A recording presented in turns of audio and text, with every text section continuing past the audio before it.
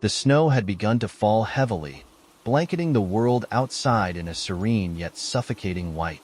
Sarah and her younger brother, Tim, were spending their Christmas Eve in the remote cabin their parents had rented for the holidays. The plan was simple, a weekend getaway to escape the stress of city life. But their parents, delayed by unforeseen work issues, had left Sarah, at 19, in charge of her 12-year-old brother for the first night.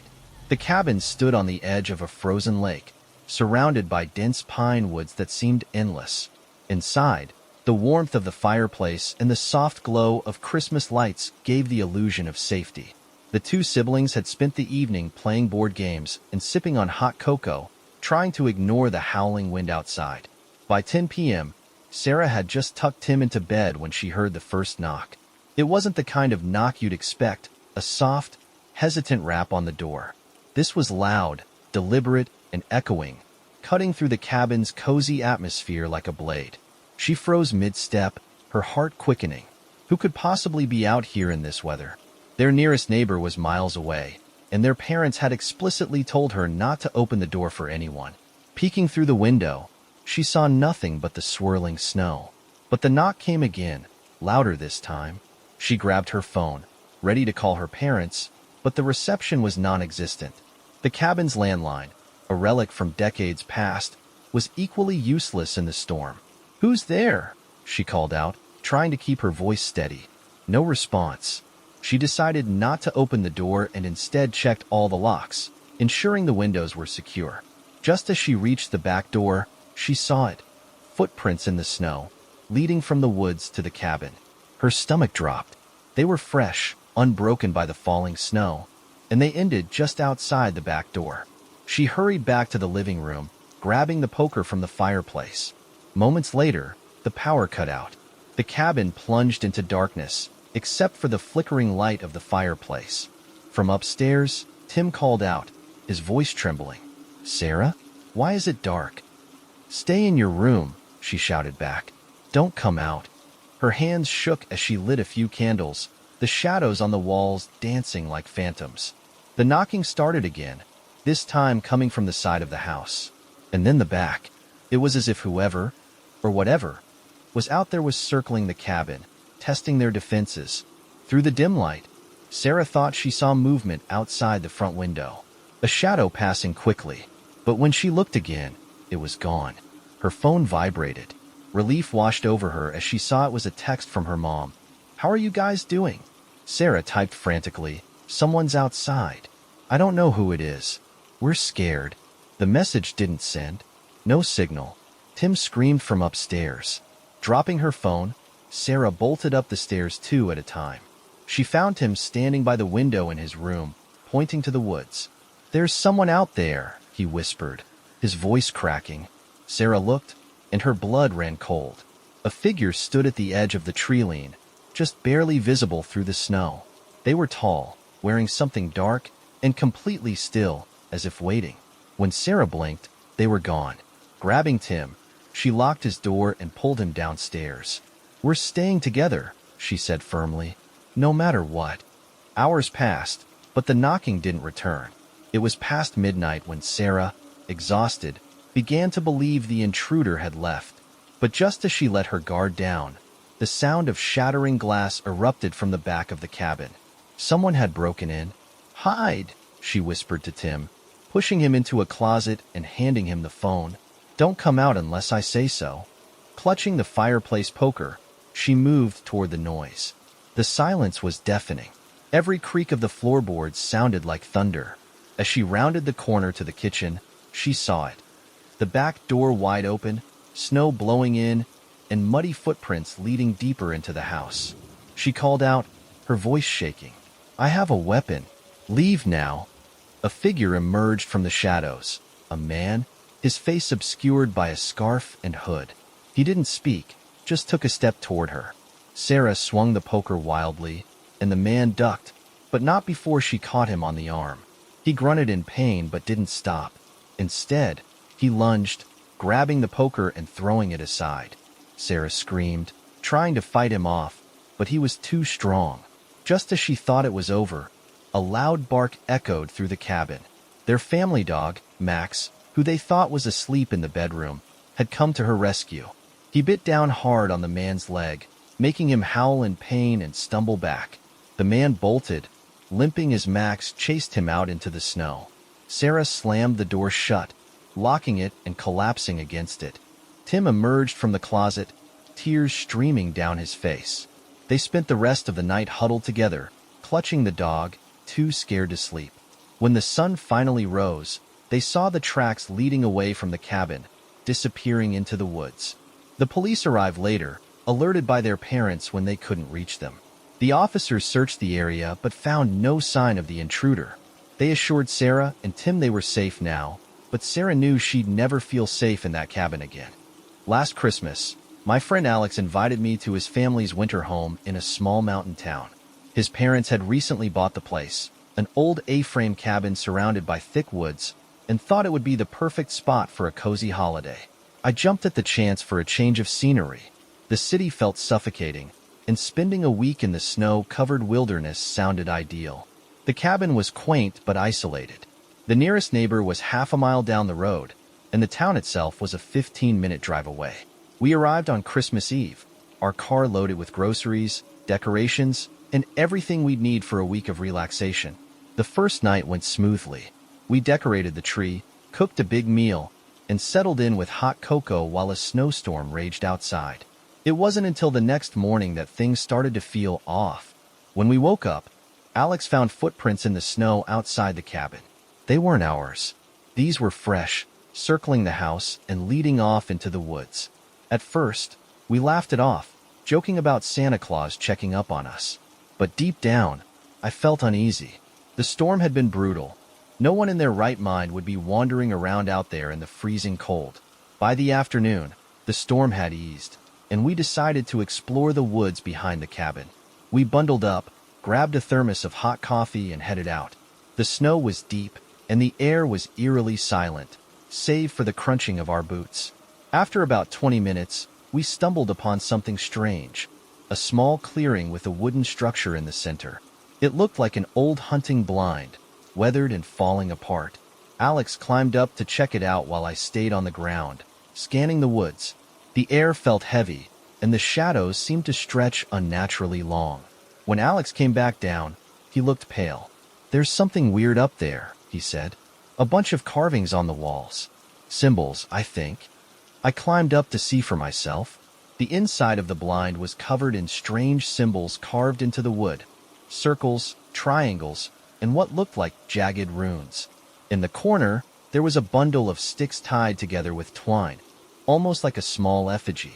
I took a picture with my phone, but the battery, which had been fully charged, suddenly died. Feeling unsettled, we decided to head back to the cabin. The walk back felt longer, the woods darker, though it was barely mid-afternoon. By the time we reached the cabin, the snow had started falling again, and the temperature had dropped sharply.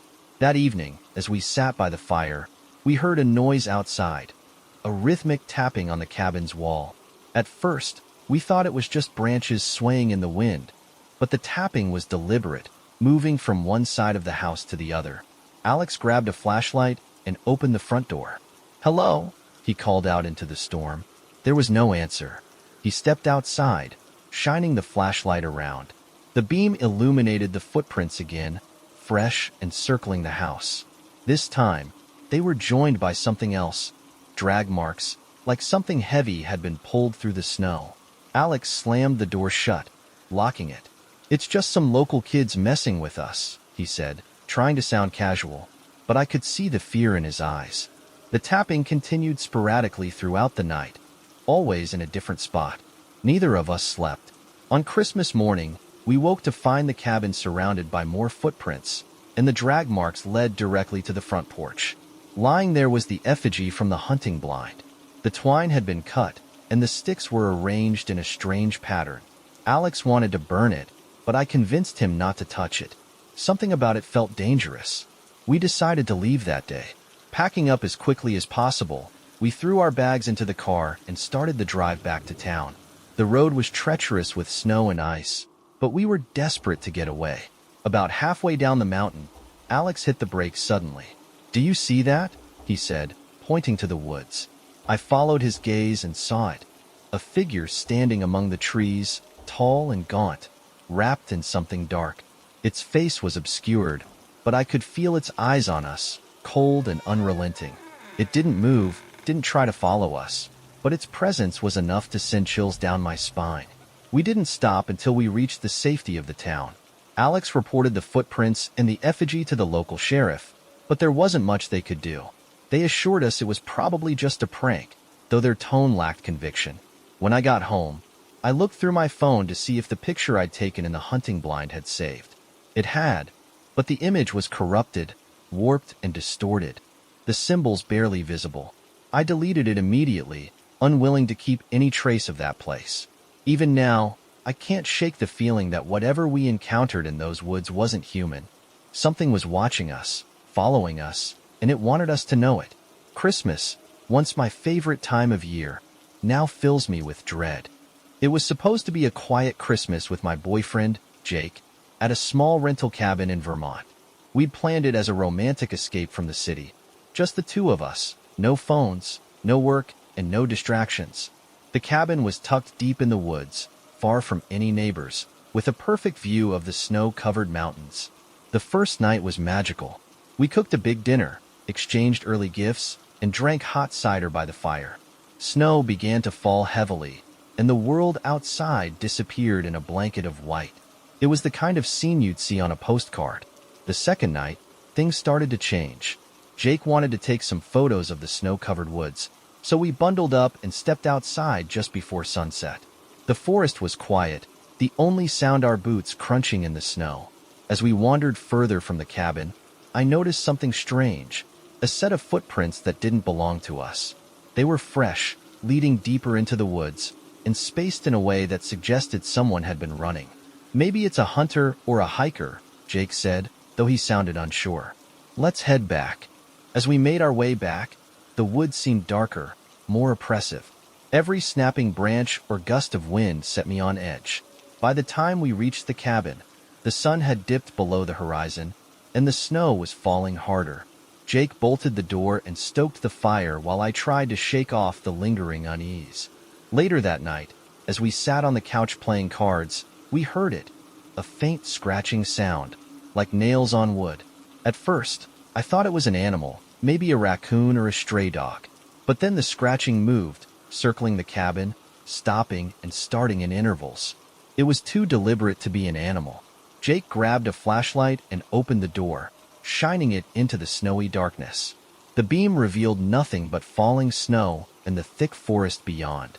"There's nothing out here," he said, closing the door. "It's probably just the wind." But it wasn't the wind. The scratching returned, louder this time, and now accompanied by soft, deliberate tapping on the windows. Jake tried to act calm, but I could see the tension in his jaw as he checked all the locks. By midnight, the sounds had stopped, and the storm outside had worsened. The wind howled, rattling the windows, and the snow piled higher against the cabin walls. We decided to call it a night, though I doubted I'd get any sleep. Sometime after I lay down, I heard it again, the scratching, now coming from the roof. It moved slowly, as if whatever was up there was crawling. I nudged Jake awake, whispering, "Do you hear that?" He listened, his eyes narrowing. "Stay here," he said, grabbing the fire poker and heading toward the living room. "Wait," I protested, but he was already gone. I sat there in the dark, my heart racing, straining to hear any sound. Minutes passed, and Jake didn't come back. I got up, clutching my phone as a makeshift light, and crept toward the living room. "Jake?"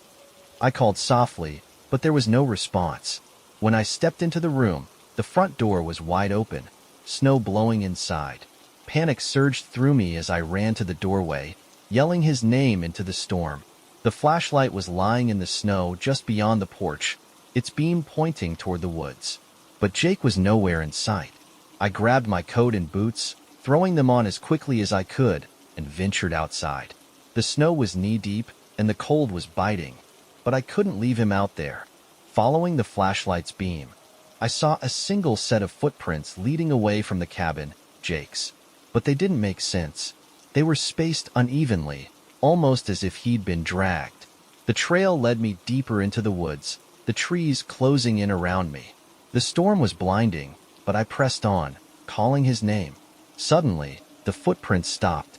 There was no sign of Jake, no broken branches, no disturbed snow. It was as if he had vanished. I stood there, shivering, tears freezing on my face. That's when I noticed something in the distance, a faint glow, flickering like candlelight.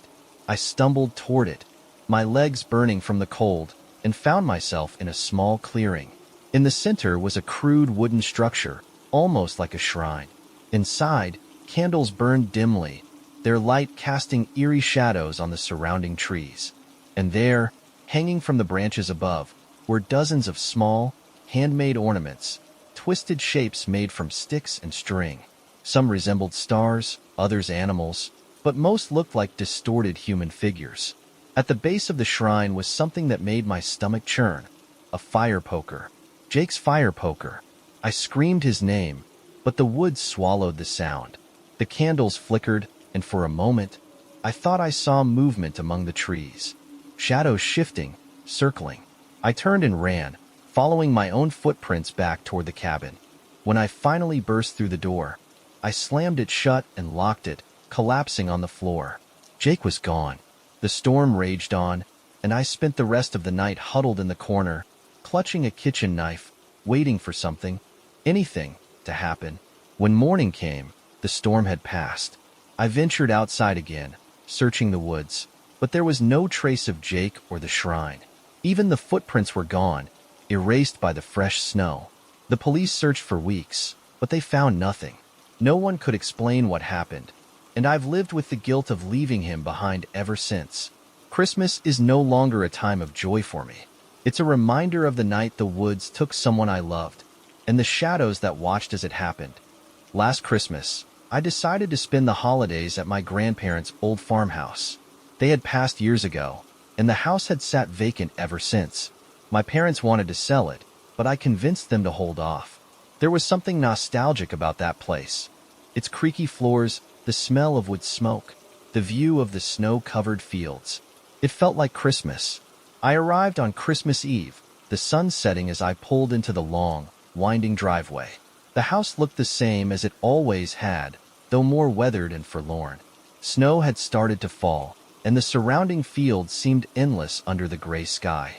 I brought in my bags, started a fire in the old stone hearth, and began unpacking decorations I'd brought from home. By nightfall, the house felt alive again, with twinkling lights strung along the banister and a small tree glowing in the corner of the living room.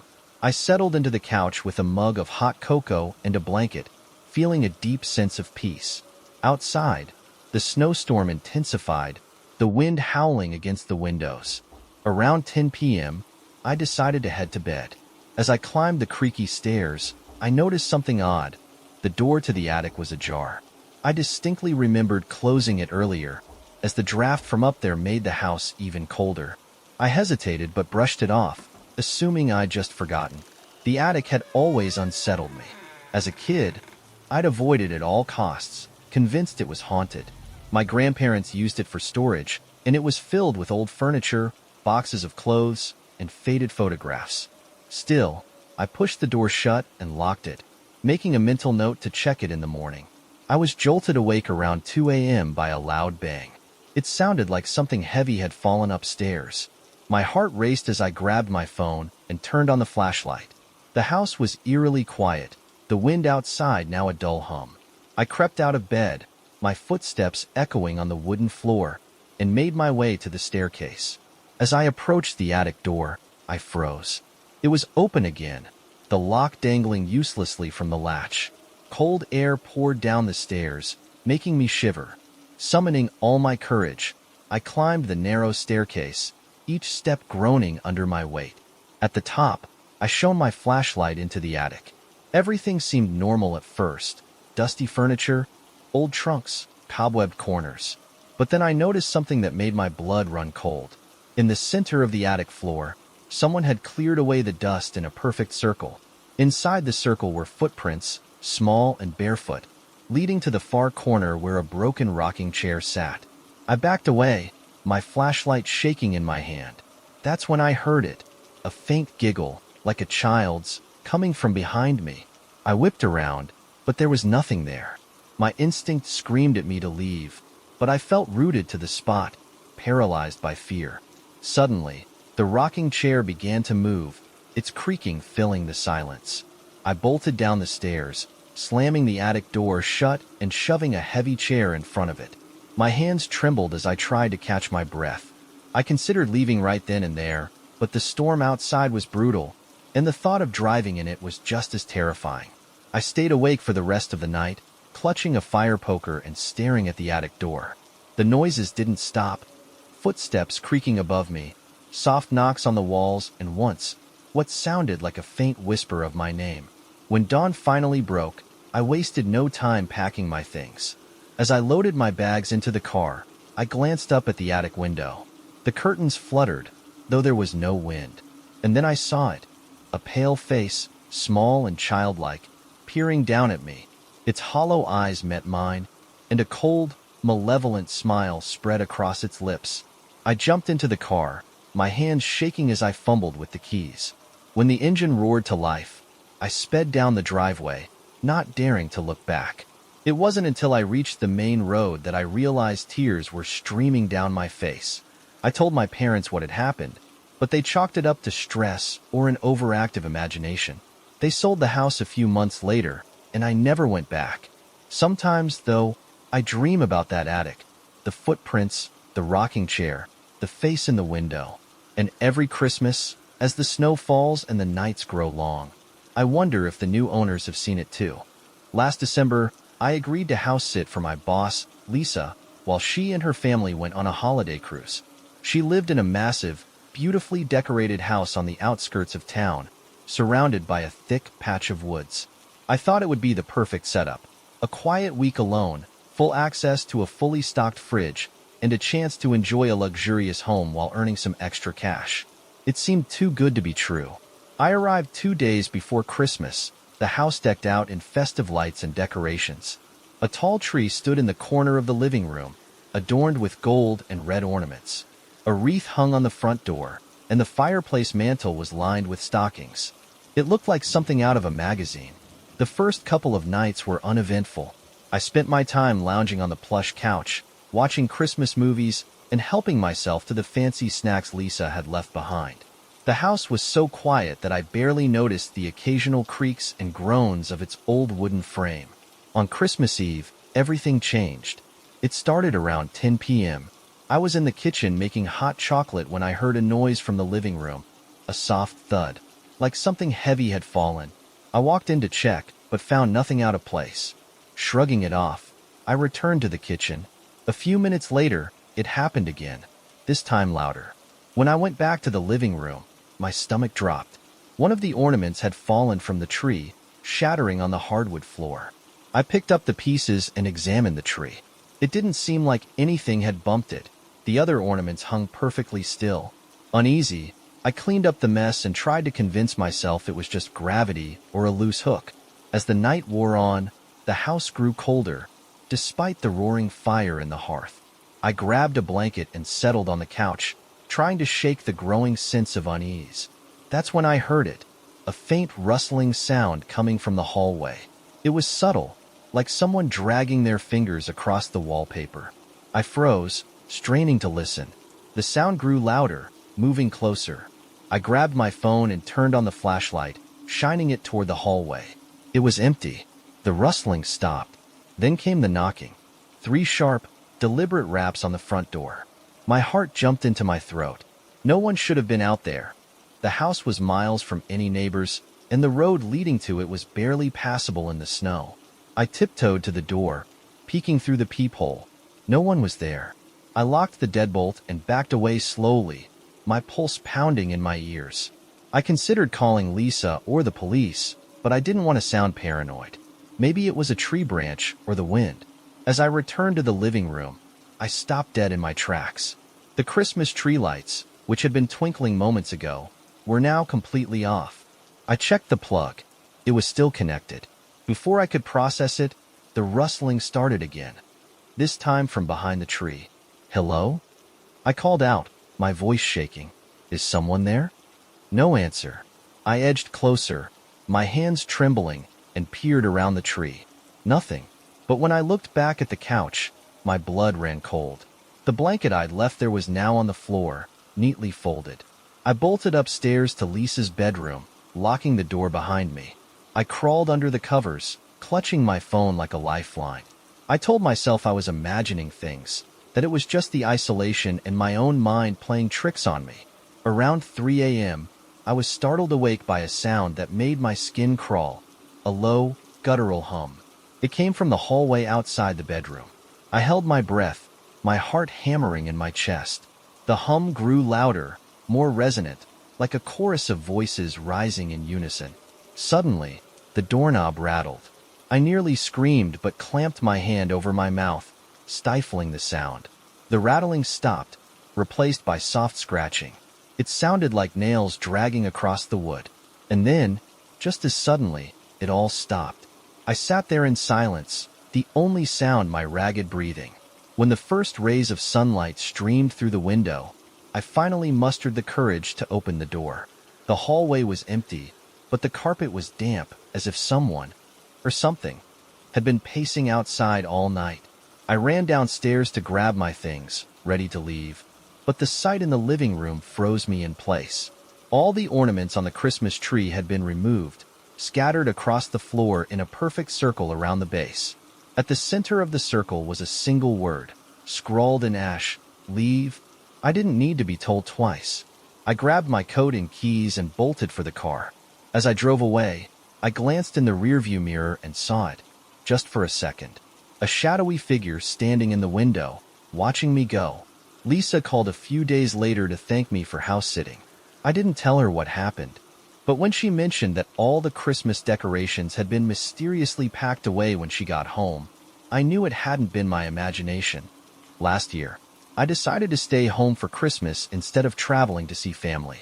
Work had been exhausting, and I wanted a quiet, peaceful holiday to recharge. My small apartment in a suburban neighborhood was nothing fancy, but it was cozy, and I decorated it with string lights and a small artificial tree to get into the holiday spirit.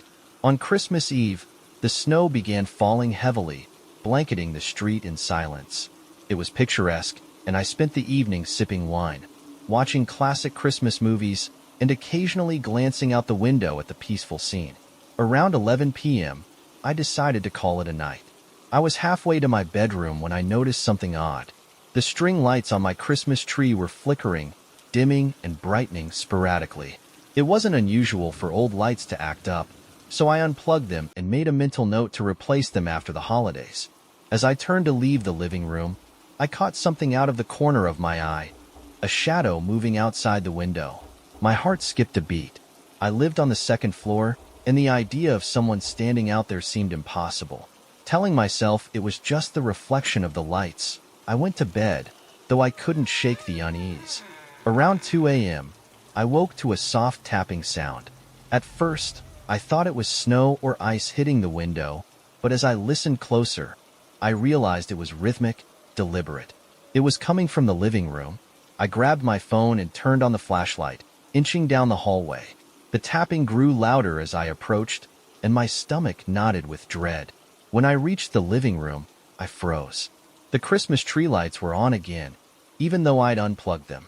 The ornaments were gently swaying, as if someone had brushed past them, and on the window, drawn in the frost, was a single word, come. My hands shook as I wiped the frost from the glass and peered outside. The snow-covered street was empty, the falling snow masking any signs of life. I told myself it was a prank, maybe some neighborhood kids messing around, but deep down, I didn't believe it. I closed the blinds, turned off the tree lights again, and retreated to my bedroom. I locked the door and sat on the bed, clutching my phone, unsure of what to do. The silence was oppressive, broken only by the faint hum of the heating system. Then, the tapping started again. This time, it was on my bedroom window. My blood ran cold. My bedroom faced the backyard, which was fenced and completely inaccessible. I didn't want to look, but something compelled me. I pulled the curtain aside, my breath fogging the glass. Standing in the backyard was a figure, tall, cloaked in shadows, with no discernible features. Its head tilted slightly, as if it knew I was watching. I stumbled back, my heart pounding, and grabbed my phone to call the police. The operator assured me that an officer would be dispatched immediately. I stayed on the line, trying to keep my voice steady as I described the figure. When I dared to look again, it was gone. Minutes felt like hours as I waited. Then, I heard the creak of the apartment door. My breath hitched. I hadn't unlocked it. I whispered into the phone that someone was inside. The operator told me to stay calm and stay on the line. I grabbed a heavy lamp from the bedside table and positioned myself behind the bed, ready to defend myself if necessary. Footsteps echoed down